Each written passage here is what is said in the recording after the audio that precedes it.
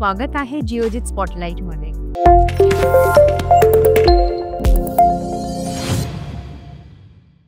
अलीकडच्या काळात सोन्याने इन्व्हेस्टमेंटच्या जगात एक नवीन विक्रम केला आहे। गेल्या वर्षभरात 24 कॅरेट गोल्डच्या 10 ग्रॅमच्या दरात तब्बल 54% वाढ झाली आहे, म्हणजेच 73,200 रुपयांवरून 1,12,500 पर्यंत। इंडियन इन्व्हेस्टर्स पारंपरिकरित्या सोन्याचे दागिने, बिस्किटे किंवा नाणे विकत घेतात, पण यात सिक्युरिटी, प्युरिटी आणि मेकिंग चार्जेसची चिंता असते। यावर उत्तम उपाय म्हणजे गोल्ड म्युच्युअल फंड।